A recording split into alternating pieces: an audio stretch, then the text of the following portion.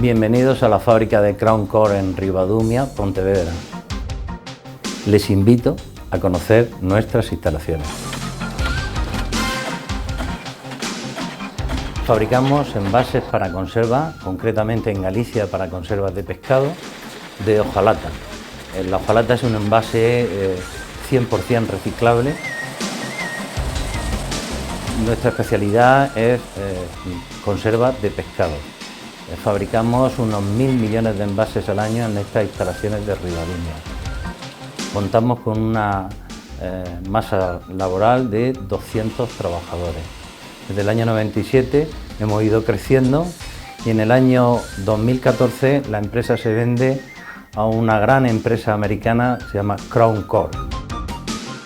La compra de Midisa por parte de Crown lo que hace es proyectar en el futuro nuestra fábrica de Ribadumia, ya que Crown hoy por hoy es el mayor productor de envases de hojalata del mundo, con más de 150 fábricas repartidas por todo el mundo. Estamos certificados con todas las para productos de alimentación, de BRC, ISO, etcétera, que siendo una fábrica de las más modernas de Europa. Estamos ubicados en el polígono industrial del Salnés.